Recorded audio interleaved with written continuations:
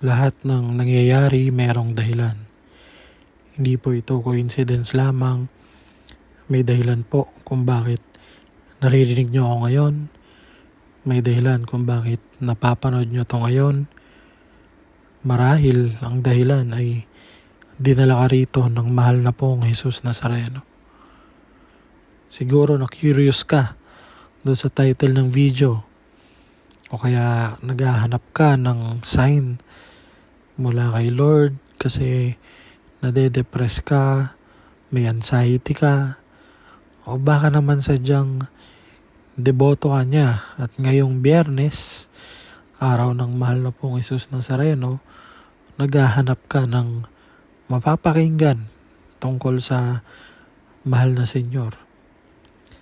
Pero kung sumakto lang talaga to sa newsfeed mo, nakita mo lang bigla sa internet, hindi po ito coincidence o nagkataon lamang. Dahil lahat ng nangyayari ay may dahilan. So bakit tinatawag ka ng mahal na pong Jesus Nazareno? Magandang araw po sa inyo. Ako po ay nagsishare ng mga kwentong Nazareno tuwing Biyernes, araw ng mahal na Senyor, para kahit papano mapakilala ko po sa inyo ang aming debosyon bilang isang devoto, kasama po sa misyon namin na ilapit ang mahal na Senyor sa mga tao at ilapit ang mga tao sa mahal na Senyor. Ako po ay laging nagsishare ng mga kwentong Nazareno mula sa Biblia at mula rin sa mga personal na experience. Kung kailan nandama ko yung pagmamahal ng mahal na Senyor.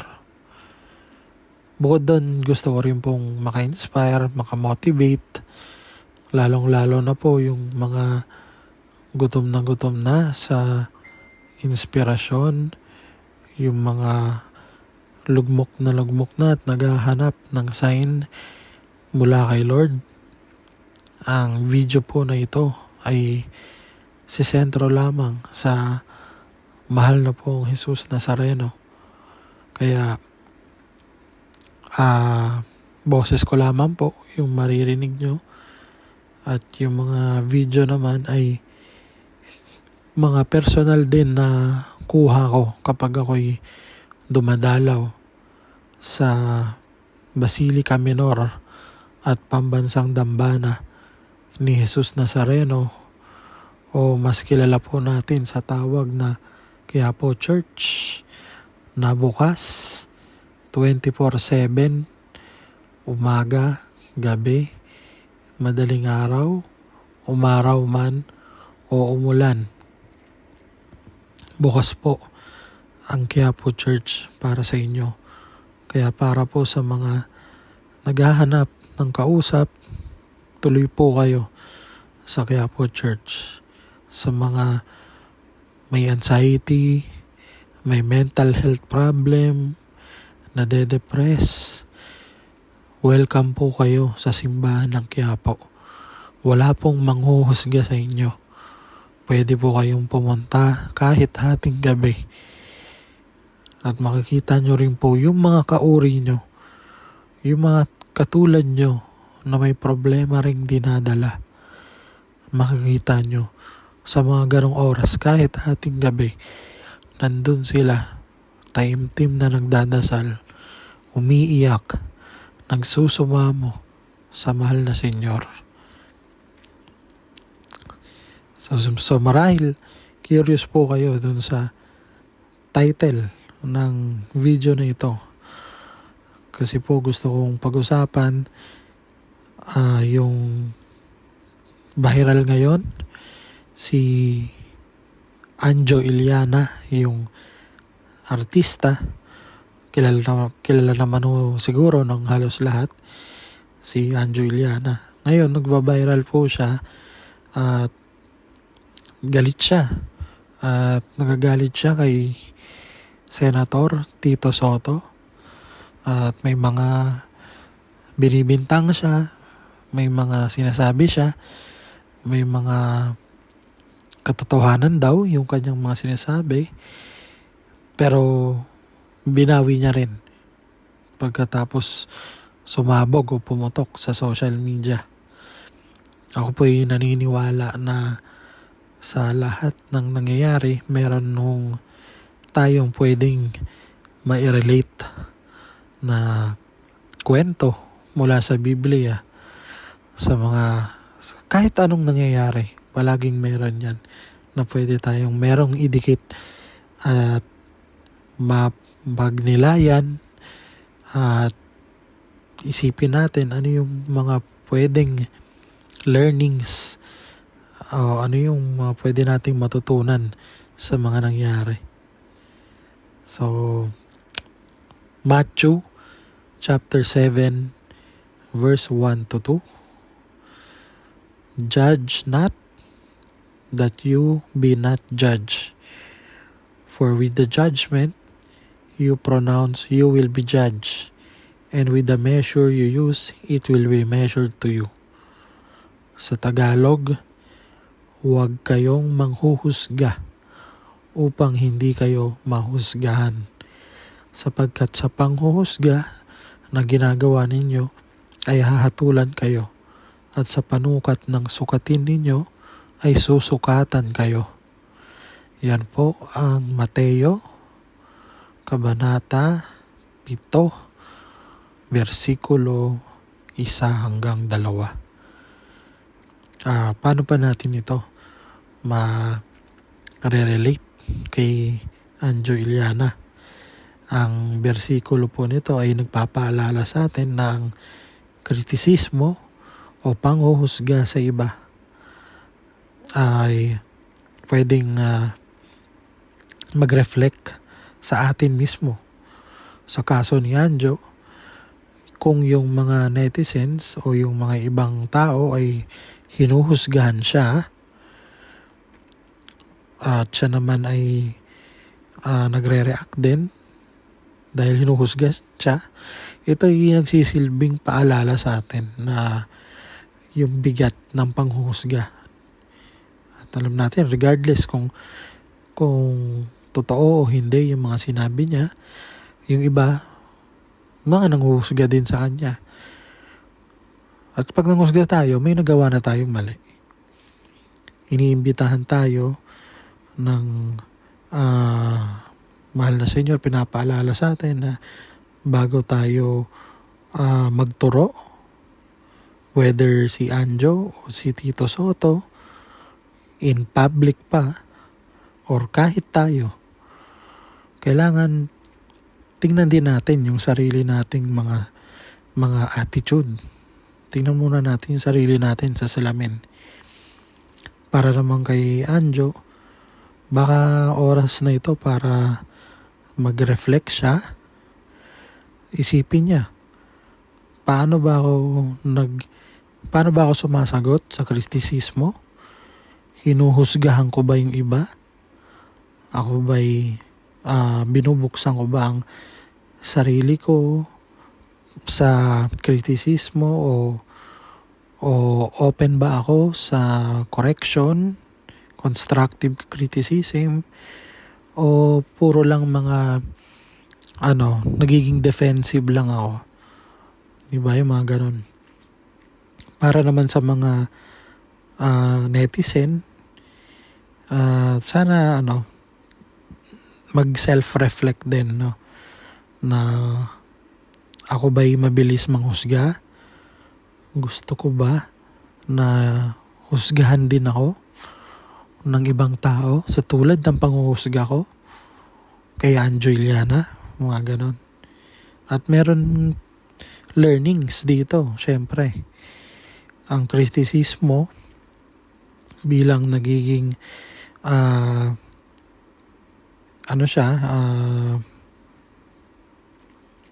paano ba to?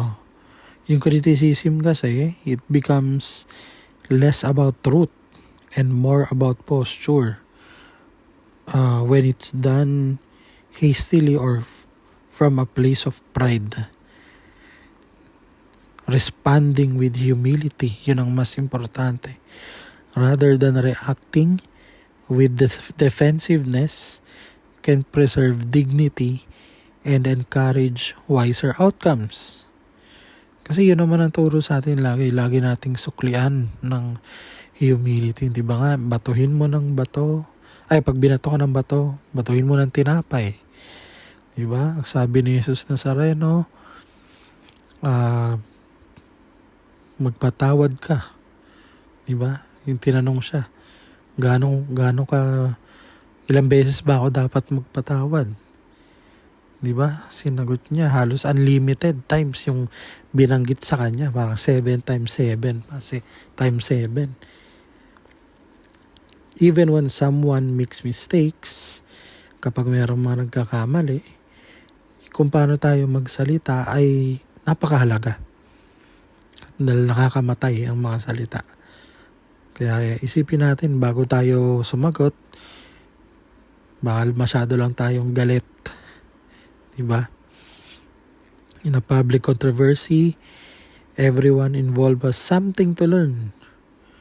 Diba? At oportunidad to for growth para kay Anjo.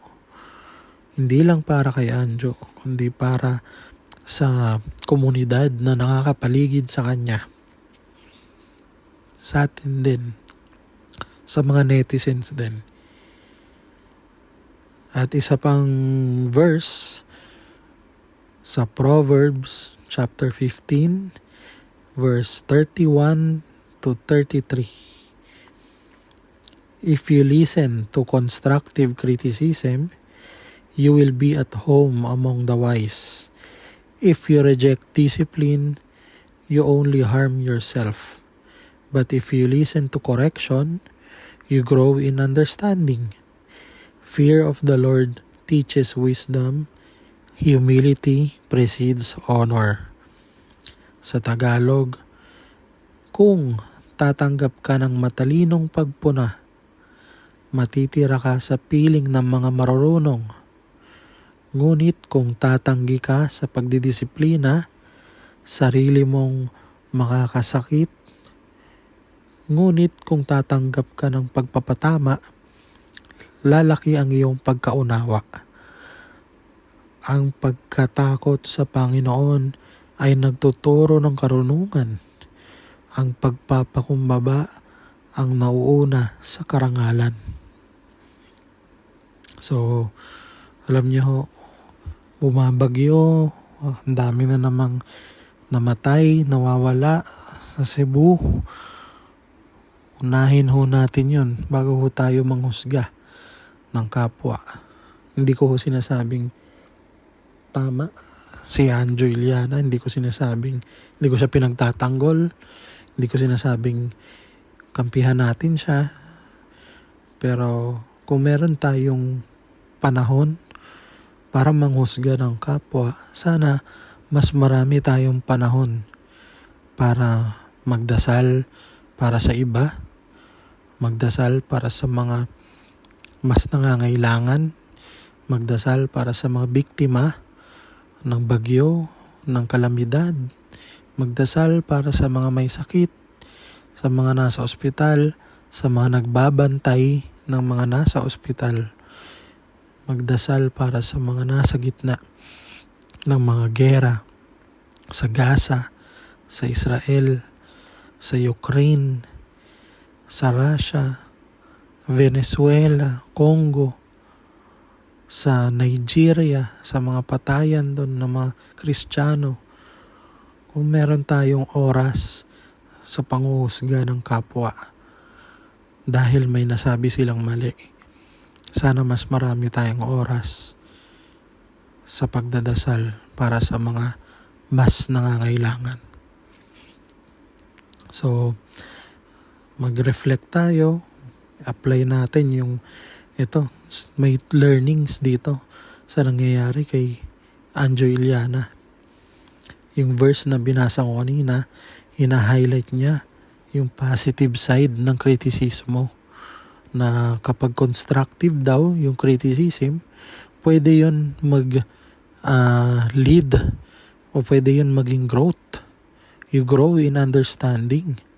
sa senaryo ni Anjo, regardless kung siya ang kinikriticize o binabash o siya yung naging critical sa iba, siya yung nambabash mismo, merong imbitasyon dito na makinig, matuto, at mag-grow, mag-mature.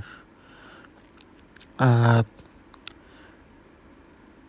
yung rejection of discipline, which is nakakasakit sa kapwa, versus pakikinig sa mga correction, which is nakakatulong naman sa atin, ay perhaps dito sa public role ni Anjo ay na-challenge talaga. Kasi siya artista siya, di ba? At alam natin, merong role yung mga ganyan na mga public, ano ba tawag ulit sa ganyan, yung basta nasa artista ka, may mga tumitingala sa'yo, meron kang role na kailangan maingat ka sa mga sinasabi mo.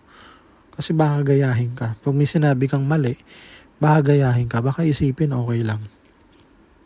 So kung paano siya mag-respond, it might determine whether the event becomes destructive or transformative.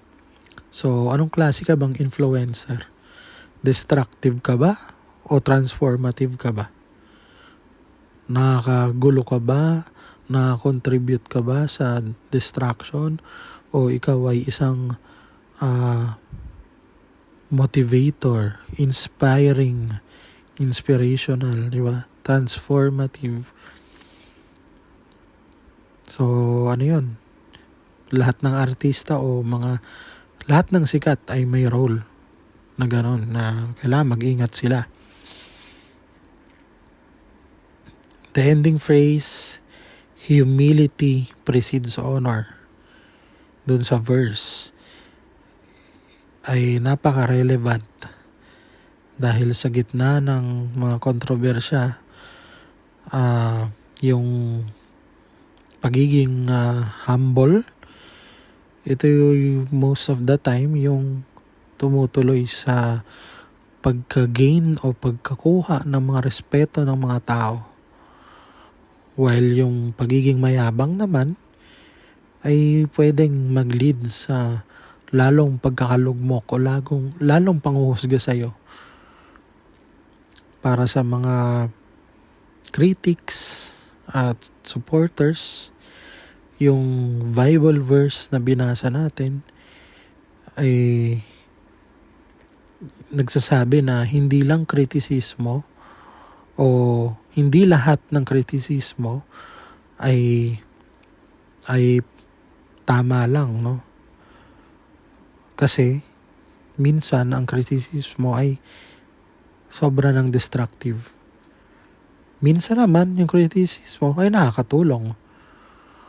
At yung difference nun ay madalas nakabase kung ano ba yung motive mo, bakit mo sinasabi yon. Kasi yung iba, binabash lang si Anjo for the views, para kumita sila, yung mga vlog nila. Nakakalungkot kasi pinagpipiestahan mo yung misery ng ibang tao para lang kumita ka, ko-content mo siya. So ngayon nga, ito mismo, hindi naman tayo kumikita dito sa video na to, pero kino-content natin, konti lang naman ang followers natin para tayo kumita ng mga katulad ng ginagawa ng mga vloggers. Hindi naman tayo kumikita ng libo-libo.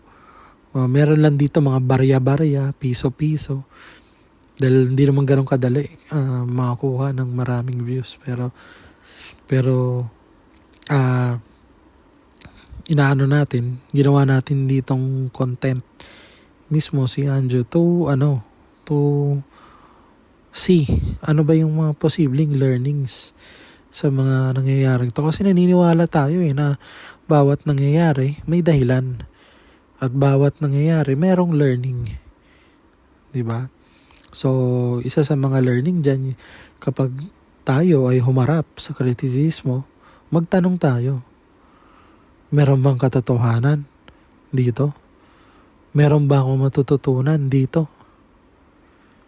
At yung disiplina o yung correction, hindi naman kailangan maging yung pagyuyurak na. Di ba? O kaya hindi naman kailangan yung correction naglilid siya sa mas malalim na wisdom. At yung mga public figures gaya ni Anjo Iliana, pwede silang mag-benefit kung sila ay magpapakita ng willingness na makinig kaysa depensahan ng sarili nila. Pwedeng mag-iba yung narrative.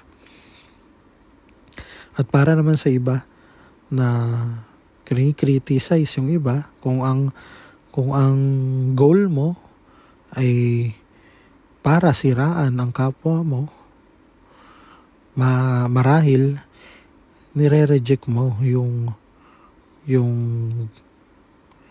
growth na binibigay ng kritisismo. Kasi kung constructive criticism naman yan, may matututunan ka dyan.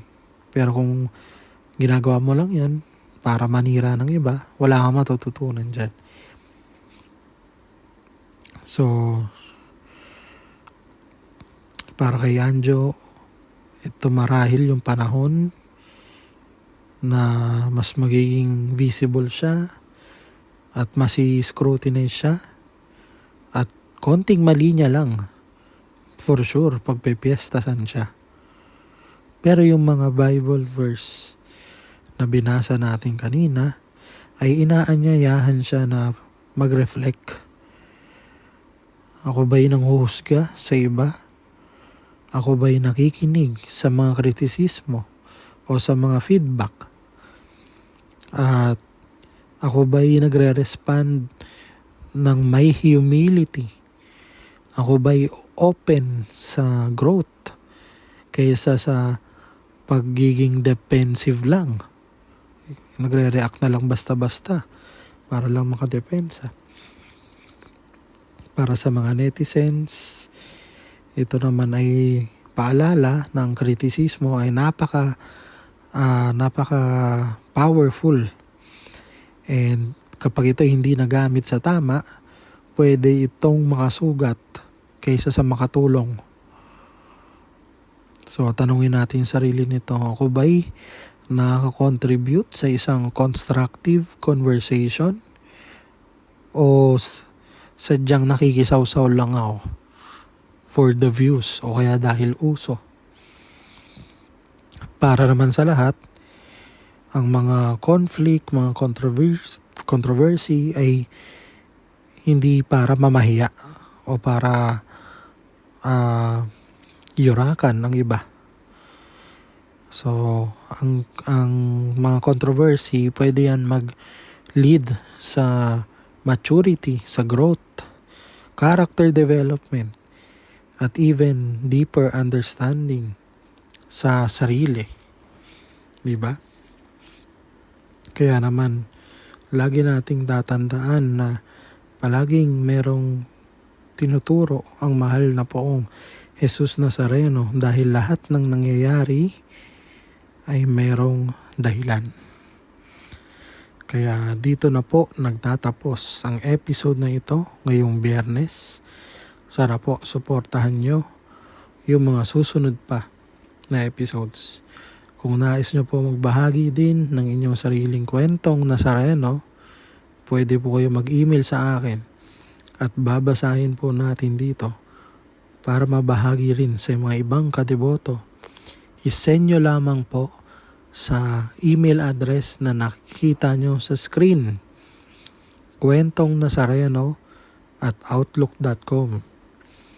At dahil konti lang ang followers natin, sa totoo lang, wala pang nagsisend dyan kahit kailan. Pero gusto ko kasing ipagpatuloy itong pag-share ng mga karanasan at mga turo ng mahal na Senyor. At ito na kasi yung way ko ng outlet, pati naniniwala ako na at some point meron ding makakarinig talaga nito at makakatulong, lalo na yung mga may mental health issues. Huwag po kayo mahiya na mag-share kung may gusto po kayong i-share dito, kasi baka maka-inspire kayo, maka-motivate kayo, at baka yung kwento nyo, yun ay hinihintay nila kasi yun yung makakasalba sa buhay nila.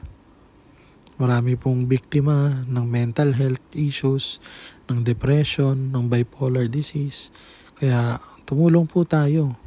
Baka yung kwento natin, yung makakatulong sa kanila sa pamamagitan ng pananampalataya natin kay Lord sa mahal na poong Jesus Nazareno.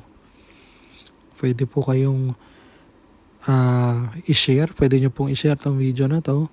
Pwede nyong i-upload sa sarili nyong channel kung gusto nyo. Wala akong problema sa akin. Ang importante, mas marami po tayong mabot ng mga taong nangangailangan. Muli, maraming salamat po. Huwag po kalimutan mag-like, comment, share, and subscribe. Lahat ng nangyayari may dahilan. Mahal na pong Jesus Nazareno, habang buhay ako magpapatotoo sa walang hanggang pag-ibig at pagpapala mo. Amen. Amen.